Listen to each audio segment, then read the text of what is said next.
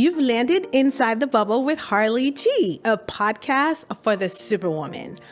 I am a mother, wife, and ambitious career woman who realized one day that part of me was unfulfilled. I launched this platform to help other women discover and walk in their ultimate purpose through shared stories of trials, fear, dreams, courage, grief, and triumph. No matter who you are or where you're from, there's purpose in your story.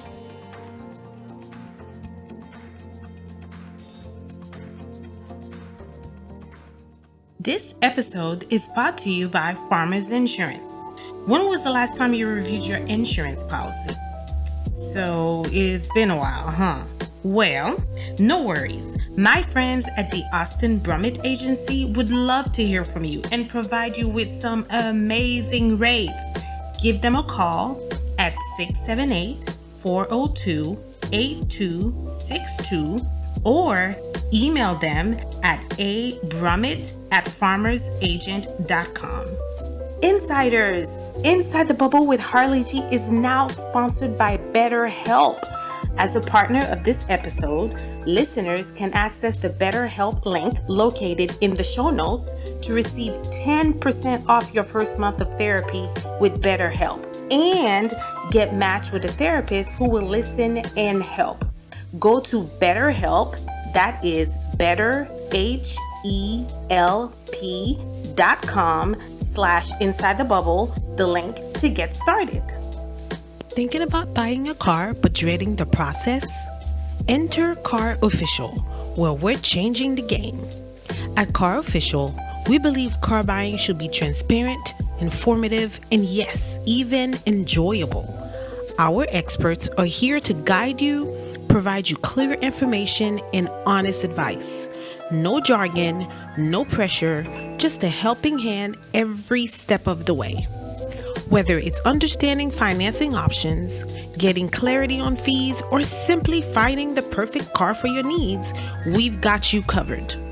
Join the Car Official family and experience a new era of car buying, where trust, knowledge, and customer care drive everything we do. Car Official Auto Sales, empowering your journey one car at a time. Visit us today and see the difference for yourself at 770-627-4296 or on our website at www.carofficial.net. Welcome. I am Harli G, host of Inside the Bubble with Harli G, a podcast for the superwoman. Thank you for tuning in. The purpose of the Purpose in Entrepreneur series is to inspire women who have a burning desire to do their own thing, but don't know where to start. Women who are fully committed to their 9-to-5, but can't seem to find time to pursue their purpose outside of work. And women who struggle with trying to balance life demands, spouse, partner, children, extended family, friends, community involvement, while running a business and are experiencing the feeling of guilt because of not committing an equal amount of time to all of it. And today I have two very special guests. One, I'm not gonna cry in this segment. One is Michelle White, and Michelle, we have a story. We already know, like we have a story. So I explain why Michelle is so special. And two, I have my very own, I share her with somebody else, but I have my very own sister, Dr. Rhode2Wellness Mesidor. So welcome, ladies, to the Thank you for having me. Oh my gosh, it's such an honor. It is such an honor. And like I said, I'm gonna try not to be emotional because there's so much in this space right now that has impacted me and why the reason I am here today. And that's Michelle, and that I'm gonna call you Gabby. I'm not gonna call you Dr. Rhode. I've You gonna earned the respect right. my degree? I have earned the right, okay, to call you Gabby. All right. I respect the degree, though. It actually sounds weird if you call me Rhode. So me, yeah. yes, it would. But I fully respect the degree, the blood, sweat, tears, and the prayers, and the baby Jesuses that came through for that degree to come. So I respect it. But first, I want to get started with Michelle, and we have a little story that we want to put out there. So Michelle has had an amazing gift, and that's the gift of photography. Michelle and I worked, we go back a long way. Yeah. Michelle and I worked together at Turner Broadcasting. Wow. Yes, that was like 2000, like a long time ago. In the 2000s. We were babies, okay? And we actually got laid off at the same time. Mm-hmm. We worked in the same department and got laid off. And then, I'm not sure, Michelle, how soon, what the time frame of when you got started in photography before we got laid off? So I have been in photography. I started back in 2006. Okay. Yeah. So it was a while before we got laid off. Yeah. So you had already been dipping and dabbing into it or whatever. And correct me if I'm wrong, but it was more of a side hustle then.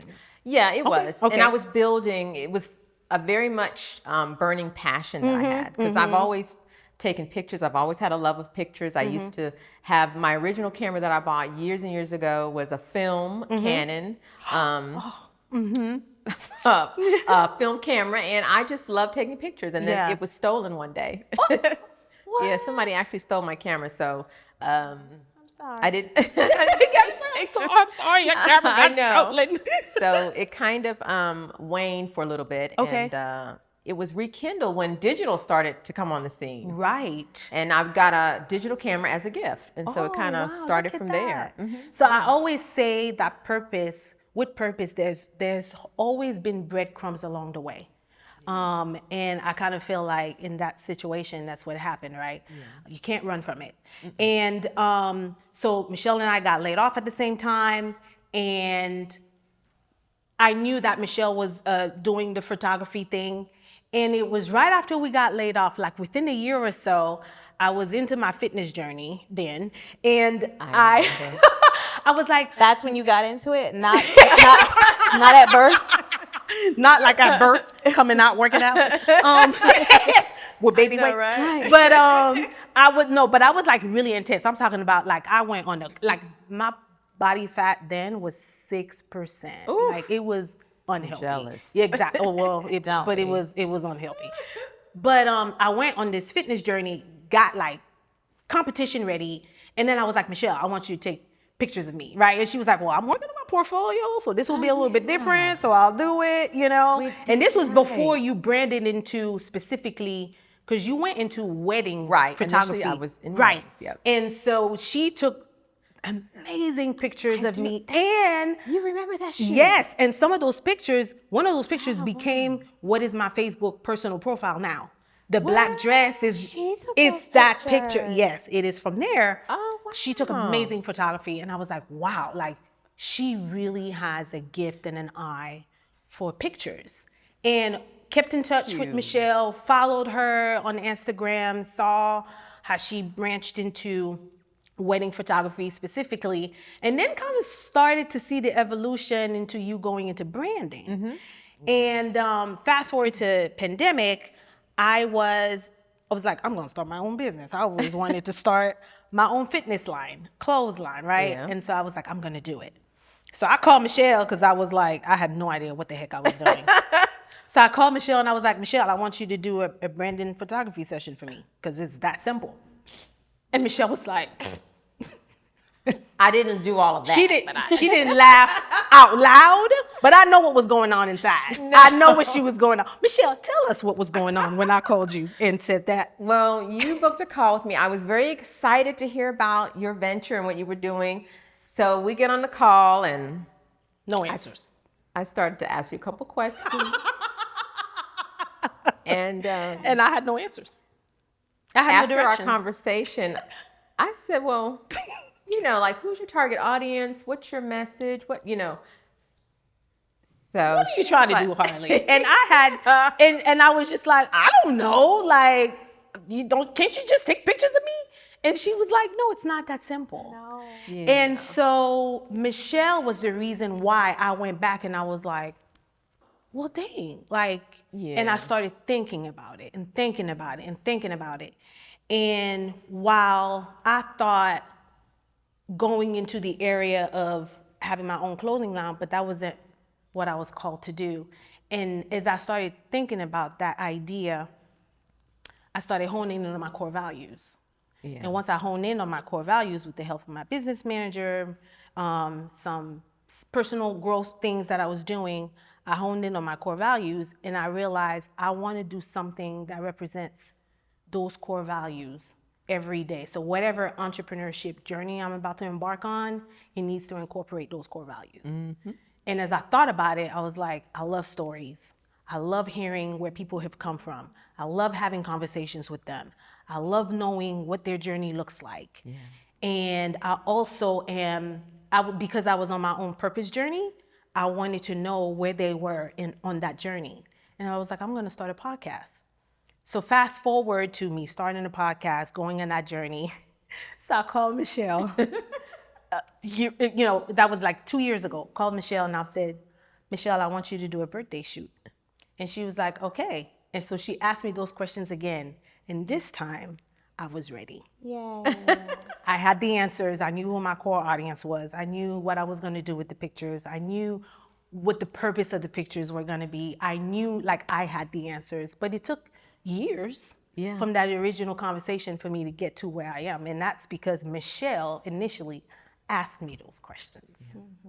So thank you. You're welcome. I'm so glad to see you on this beautiful journey that you're on. Thank you. And I brought Michelle along. Michelle is my own personal photographer, by the way. She does take my family pictures. She makes us look like we love each other in the pictures. No, I'm just kidding. And then I want to pivot a little bit to my sister. My mother has always desired to want one of us to be in the medical field. It was not going to be me. Okay? It was not.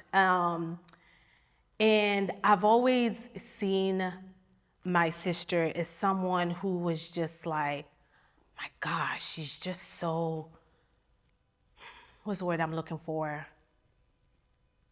Fierce. Like, the stuff that she was doing, the way she was standing up for herself, even arguing with my mother, was things that I would never do. Oh, wow. I would never do it. The way she stands up for what she wants to do, the way it's not arguing. My sister has a way of like talking to you and make you feel this little, but like being real nicey about it. You know what I'm saying? I'm waiting for her to say nicely. She was at some point she's gonna say something positive about me. But I've always admired that about her, and she's always been just hard with the truth. She's like, y'all doing what now? Okay. And there's been many moments when my sister has been the bigger person in the family and said what needed to be said that nobody wanted to say. But God. But Jesus. And I've always admired that about her. And so when she made the decision I kind of always felt like it was going to be in the cards for you.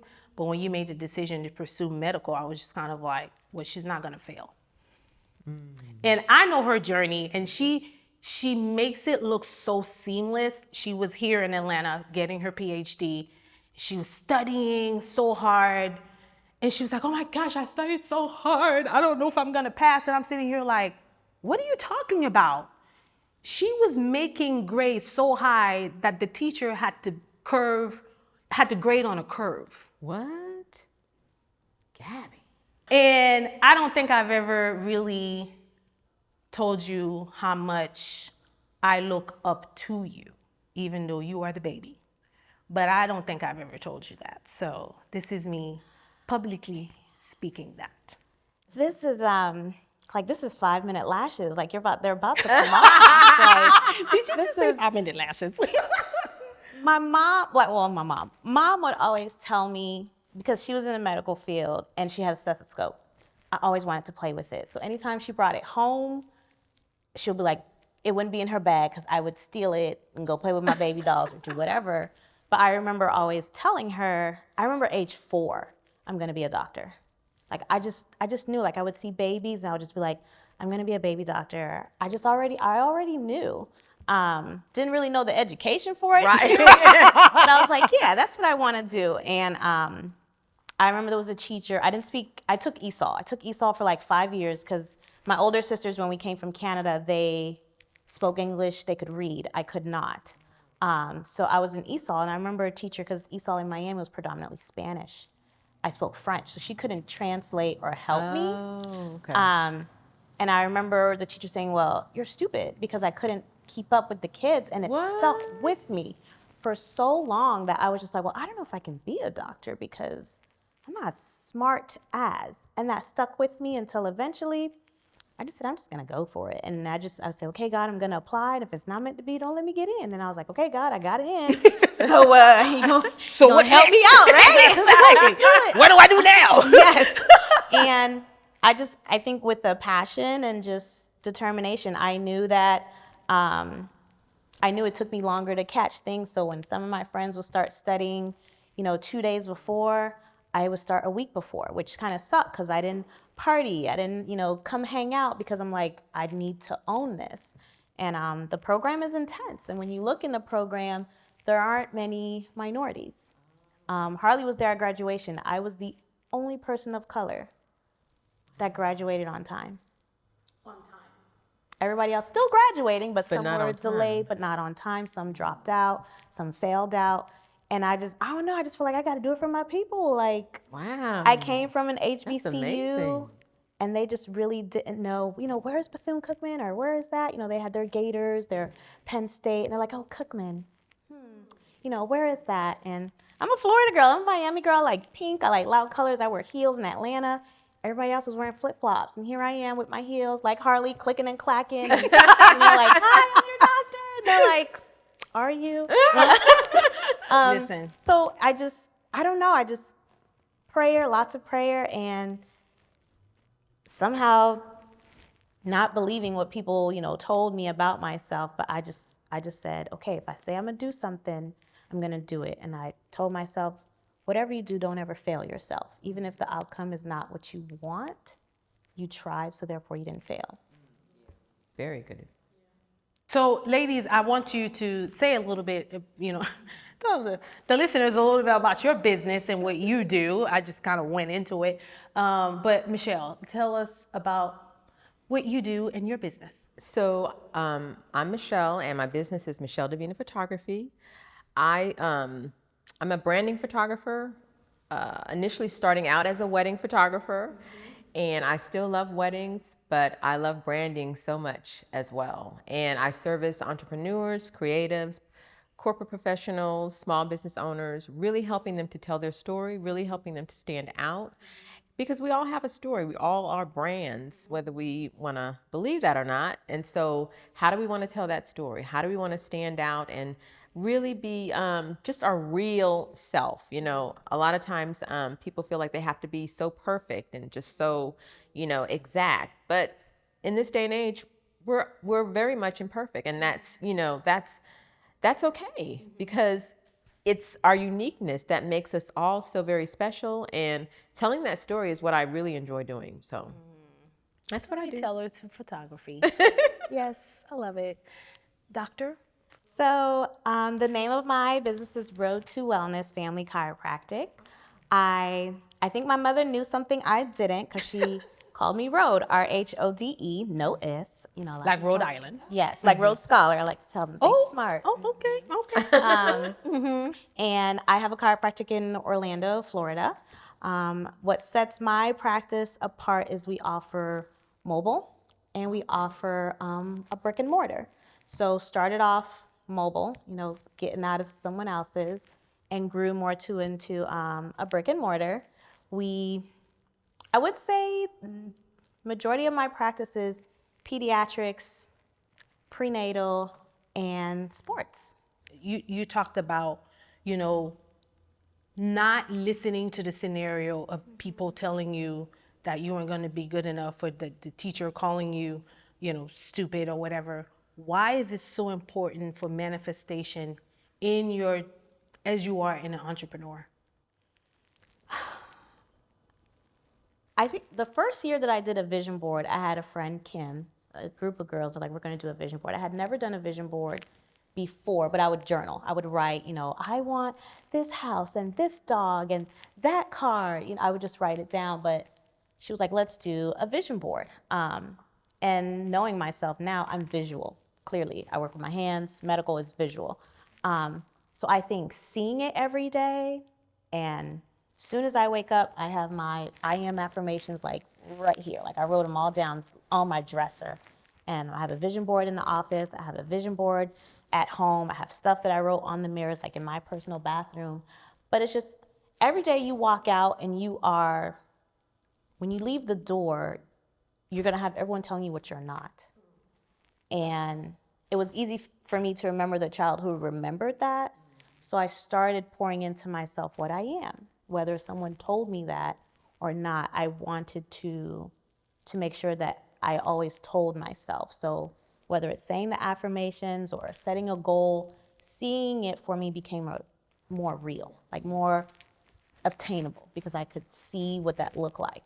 People think it's silly. I wanted Yorkies. Like it was always my dream dog. I wanted this particular car. I wanted it to have this particular color. I wanted an illuminated star. Like I wanted all these things. And I took a picture of that car and that color and I just put it up until, Lord, thank you, Jesus, I could afford to buy that car and that color and those dogs. But it's all of those things just kept me in my why, kept me motivated. And I just kept remembering the feeling that I felt when I was saying, I want these things. And then when I finally got them, what that felt like.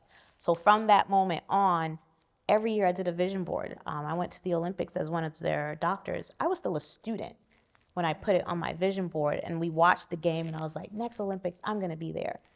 Typically that doesn't happen. Like I was too young coming out the game. I didn't have enough experience, but it happened. Like I got the call, I called them, I was crying, I was freaking out. I was like, they picked me, I'm going to the Olympics and I'm gonna be one of their doctors. And so I believe in that so much that now it's like, I gotta do it. And I would just say, just to add to that, as far as you only have one life, okay? So you want to make the best of it while you are still on this planet. And as your sister mentioned, how there's going to be people that tell you what you can't do all the time. I never really, for myself, I never really looked or paid a lot of attention to what people said about what I could not do. I've always, and I think that comes from my mom. She's born and raised Harlem, New Yorker, and raising 4 kids. She really instilled in us a sense of independence and of self-worth. And so I really think for myself, I want to live the best life that I possibly can in doing good, number one. And having reminders to tell me that just really, I guess, solidifies me as a person whole of what I can do in this world. And I just feel like, as far as really just trying to make those positive steps in my life, making sure that I'm living in such a way that's purposeful and meaningful, impactful, I surround myself with people that are like-minded as well. So that really helps me.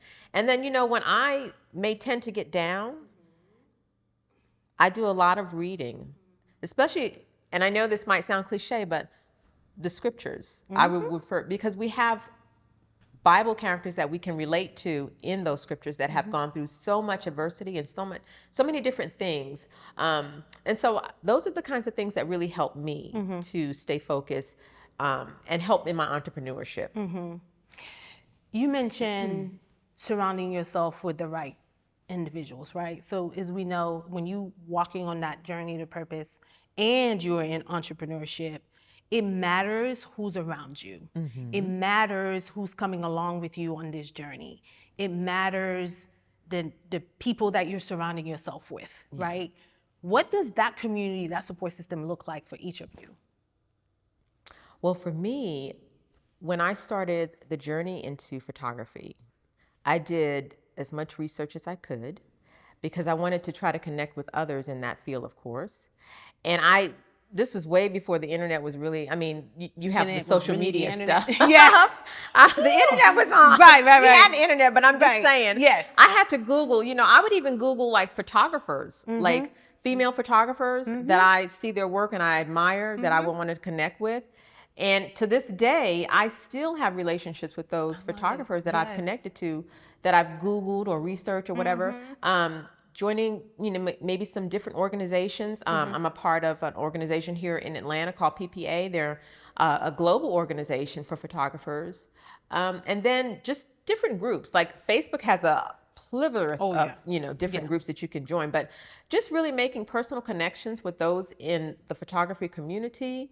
And when I was in the wedding industry, which I still am, but just even the vendors, the professional vendors, like your wedding planners and your florists, and your designers. So connecting with those, going to those different types of groups and being a part of the community, and as well as my family and just close friends that may be somewhat in an entrepreneurial, journey, but not necessarily in the photography space, but also connecting with them and just, having them in my circle as well.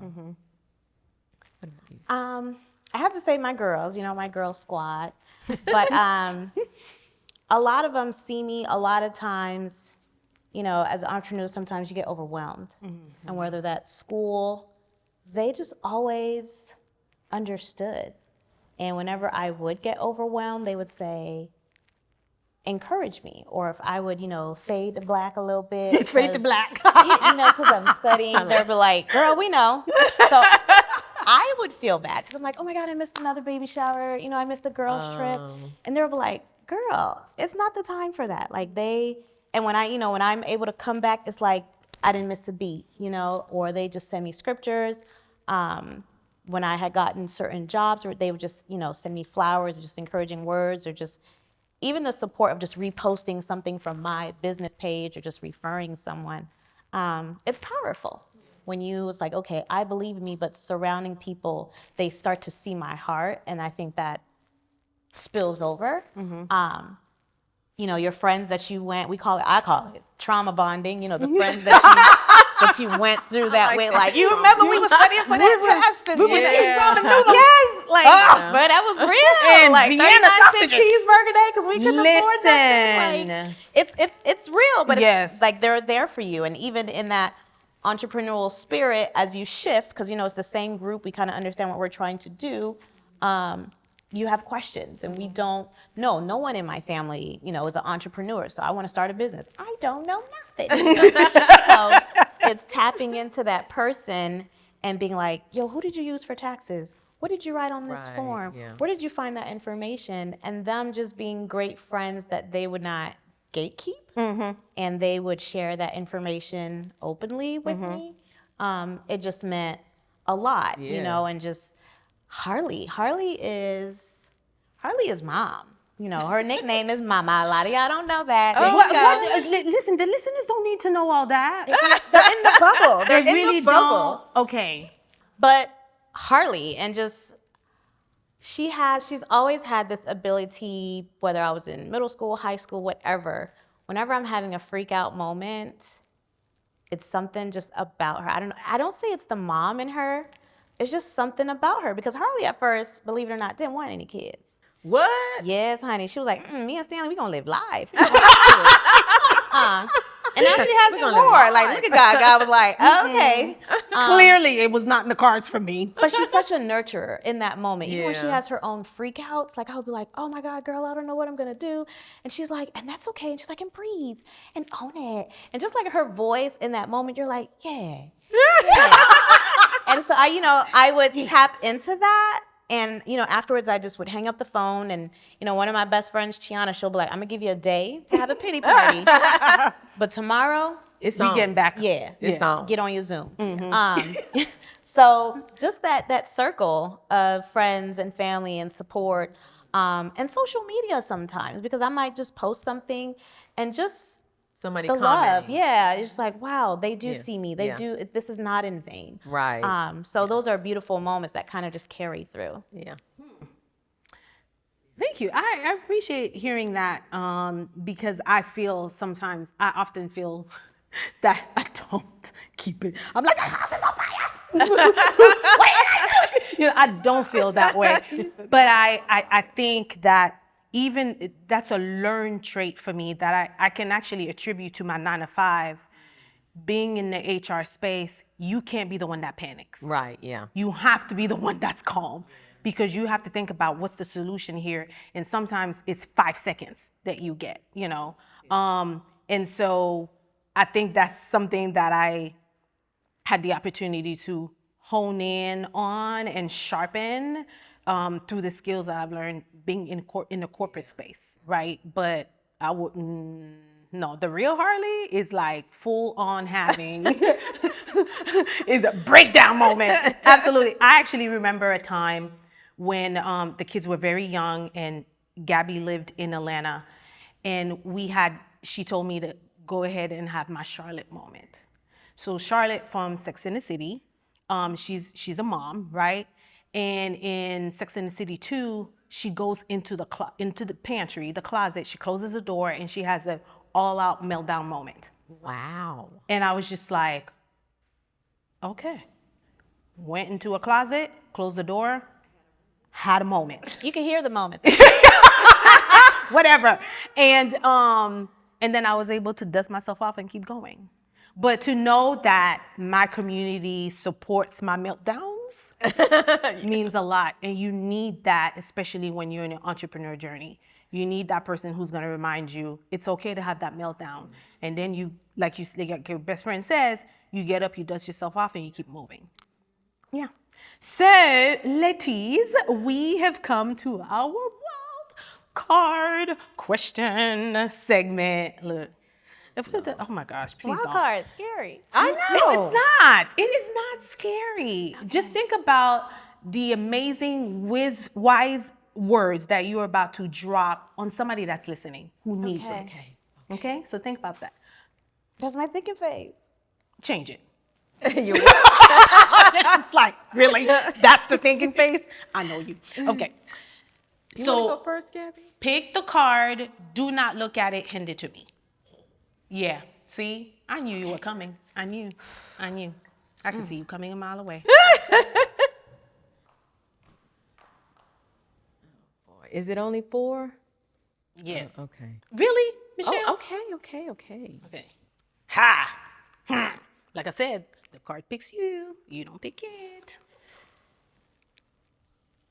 Ooh. No, I'm just kidding. I didn't say anything. There's always one. Goodness. Ha! That looked like a long question. Don't worry about it. Okay. All right. Michelle. You ready? Okay. Yeah. I guess. Okay. The Avengers. What? Don't worry about it. Just listen to the question. The Avengers have recruited you to join their team. Okay, you know who Avengers are? Superheroes? Yeah. Okay, all right. What is the superpower you possess that will change the world for the better? And explain why. Oh, I'm glad that's not me. Oh my goodness. And I need to answer that right now, yes, right? Michelle. So the superpower that I have that would make the world better, you say? Don't overthink it. Okay. It's not that hard. I would say humility. Boom. And the reason why is because it takes a lot. People think that, oh, you let people walk over you or you're too, shy or whatever. Modesty is a very deep quality. See how she just leaned into that right now? Tell me. And I'm going to tell you why. Because, and this comes from the spiritual side of me, from what I have studied. Our Heavenly Father, believe it or not, is humble. And because His children, He has put here on the earth, imagine Him allowing us to get to know Him as His creator, as our creator. And it really touches me because when I think about Him and all that He's done for mankind, it moves me because he has shown humility in his acts of kindness toward us. So who am I not to display that quality? The scriptures say that we are created in his image, so we have the ability to be humble. And so to me, being a humble person, if everybody was humble, just imagine how the world would be, you know? And so I find that that's the quality, or that's the superpower that I would bring to everybody, is display the characteristics and quality of being humble. Because I've heard this saying, it's like, abilities without humilities, it's no good. But if you have humility, even if you don't have abilities, that's an asset. So that's what I would say. Y'all just went to church and y'all didn't even know. No, that was good. That was good. Yeah. And I have to say that you operate in humility. When you said that, when it came out of your mouth, I was like, drop the mic. Don't drop it. But because that's who you are. If I looked at the picture of a person in the dictionary next to humility, I would say Thank you, you've Harli. always been I appreciate that. that peaceful, humble presence in the room. It really does. Because I know sometimes you just want to go in, Michelle, and it's okay if you do. But You didn't deny it, though.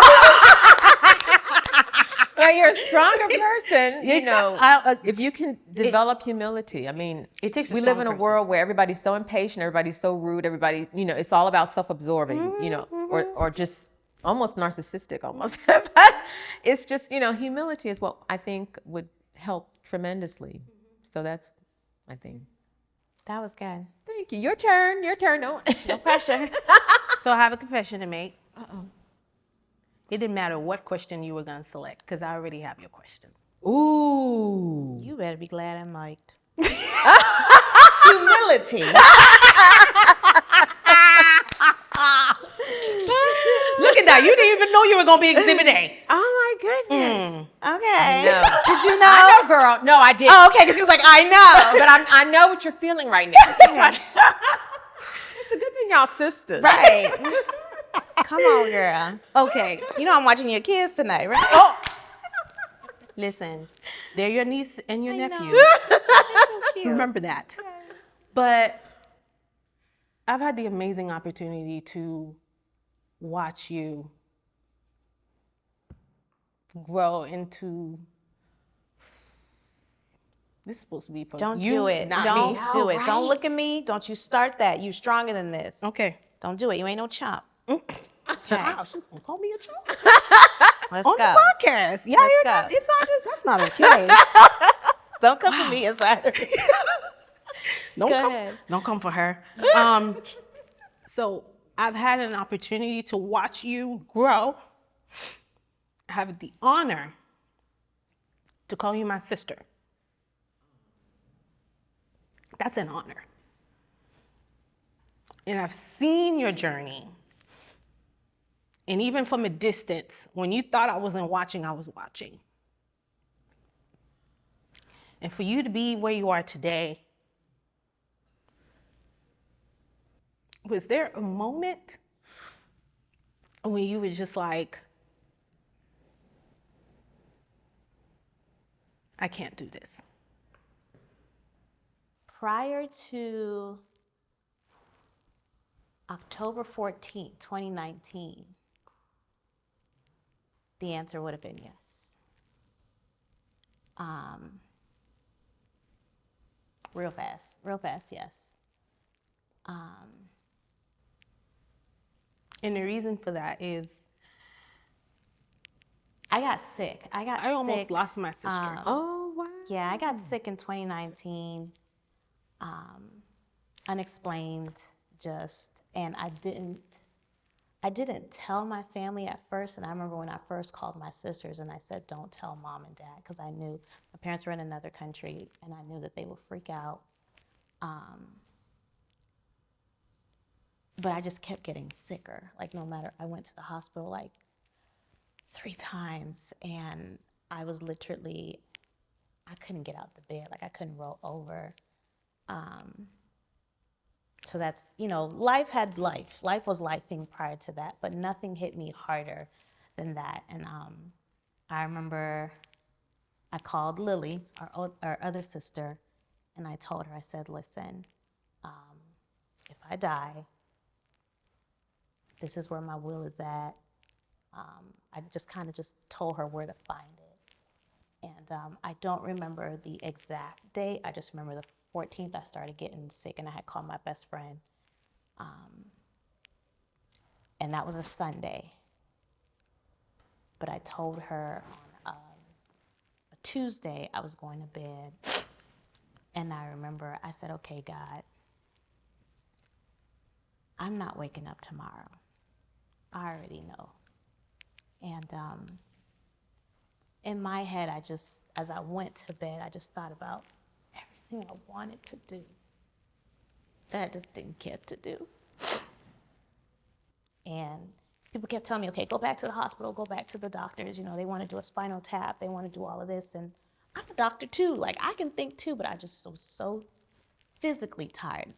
Not just mentally tired, but physically I couldn't think. And I was like, anything happens to me, I just want to be home. I want to be home with my dogs. Like, I would just want to be comfortable, because they weren't giving me answers. They're just running up a bill. And Orlando's small, but they're like, hey, this specialty doctor is only here every 2 weeks. I'm like, you want me to sit in the hospital for 2 weeks? At least let me be home, if something's going to happen. So I remember that Tuesday. And I said, okay, I'm going to die tonight. Lily knows where to find my stuff.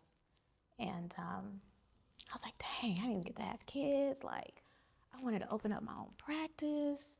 And I was just going through the things that I always wanted to do. Like, I guess, because, you make a big list, but in my core in that moment, I was like, I really would have loved to see what my life would have been like had I done X, Y, Z.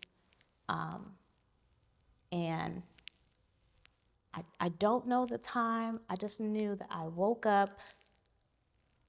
It was like 4 or 5 in the morning, and I was in like a puddle, like a full body puddle of sweat. It was gross, but I remember saying, I'm alive.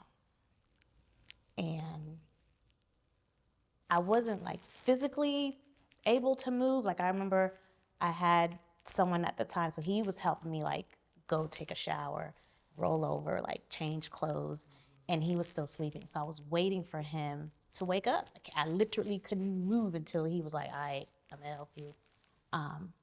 And I sat in the bed and waiting for him, just in a puddle. And I said, okay, if I made it through last night, I'm trying not to cuss.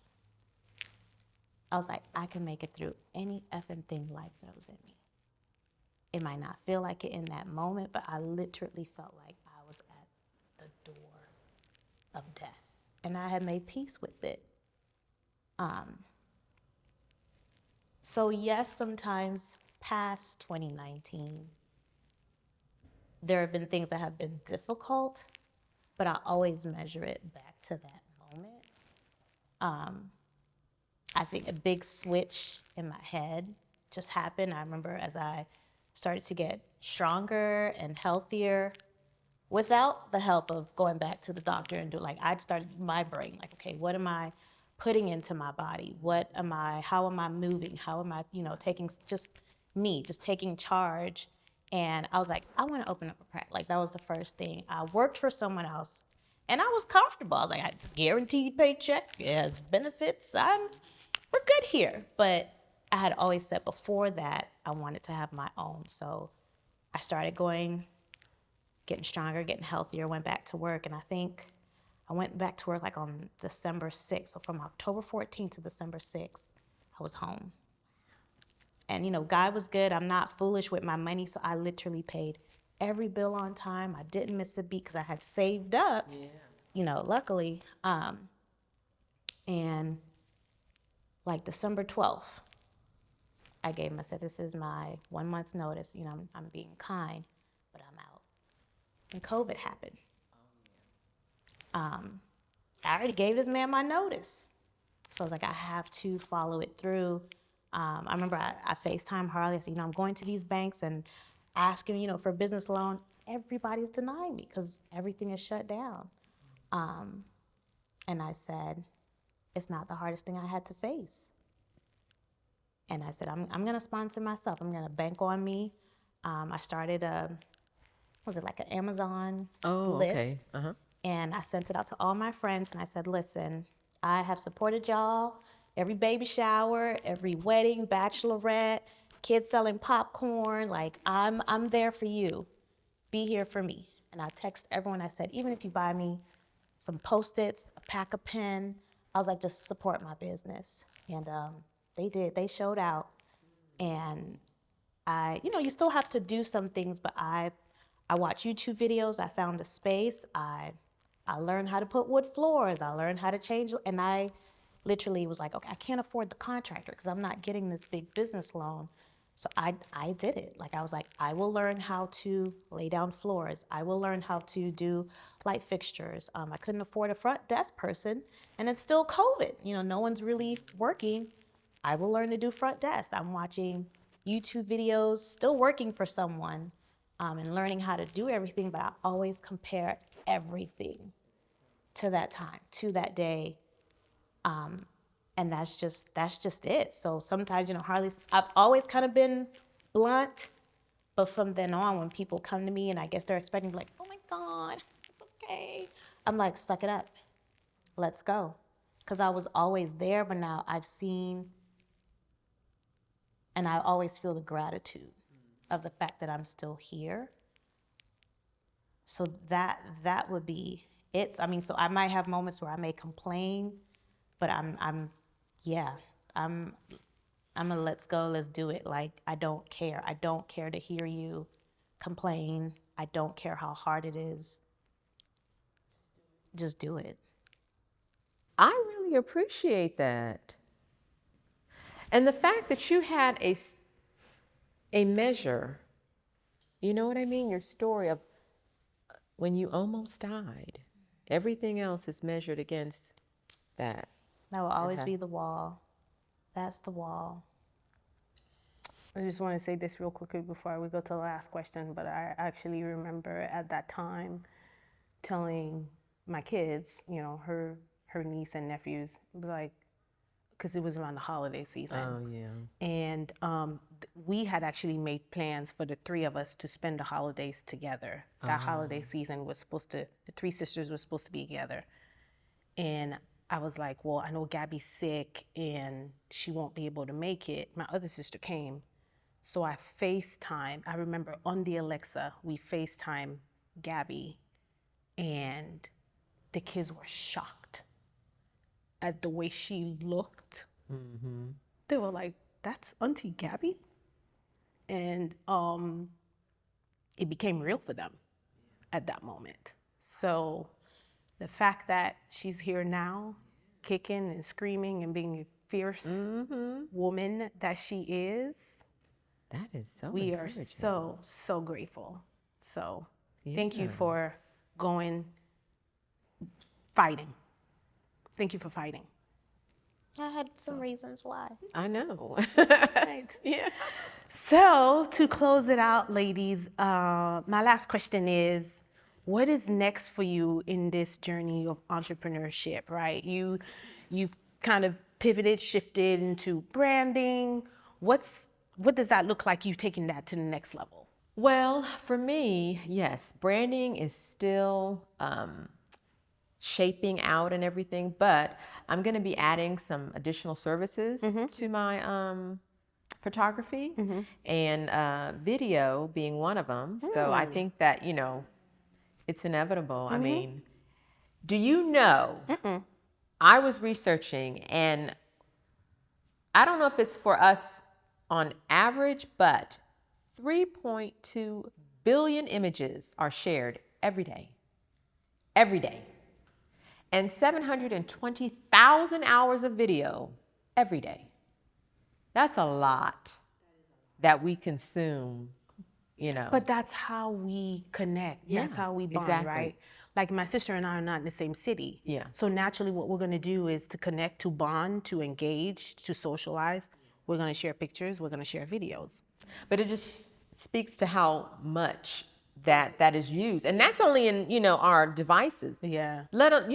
Walking around, driving somewhere, you see imagery all the time. So it's so important. And it's like you said, it's how we connect, it's how we communicate, it's how we live now. So I see my business, and not just being here in Atlanta locally, I travel.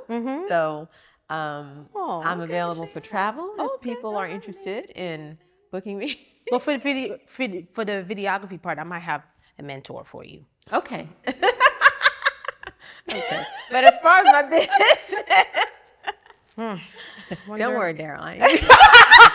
Don't worry, honey. I hope this wasn't your interview. He learned a lot about you. Okay. But there's enough for everyone. But anyway, I just see my photography business going beyond Atlanta and really offering some additional services. And for you, Dr. Rhode? Oh man, I'm all about breaking generational curses and making smart financial moves. Yeah. So I want to actually get sprinter buses and do mobile sprinter buses, do like more corporate wellness with those, and then grow the practice. So I want to, like, Rhode2Wellness incorporates acupuncture, IV, massage, physical therapy, chiropractic, everything that's holistic. So I really want to focus on growing and nurturing my baby to the point where I can have it almost on autopilot. Yeah. And then your girl can step back and hopefully be a mother and a wife All and be like, let me right. just go in and check on Right. the office, see some patients, but then I can be at every soccer game, do the bath time situation and then, put them down by 8 so me and hubby can do our situation, Come on now. PG-13. PG-13. Mom, don't listen to that. Yeah, Mom. Sorry, Mom. Right. Oh, Mom, no. She's the number one. Right. Look, you've Right. grown. But thank you so much, ladies, for just really finishing off this series on such an amazing note. I hope you enjoyed this segment, this portion of our entrepreneurship purpose journey, and stay tuned because we have lots more things apparently coming through the pipeline. So I'm really thankful for you all to come on that journey with us. So thank you. I hope you enjoyed our show today. Hit the subscribe button and share this pod episode with your family, friends, and girlfriends. Follow us on Instagram and Facebook at Inside the Bubble HG. Let's keep the conversation going. Drop us a heart emoji, engage with us. We would love to hear from you. Season 2 is now available on your podcast streaming platforms, and full episode videos are now available on YouTube. For access to our YouTube channel, please find the link below in the show notes. And remember what I always say. There's purpose in your story.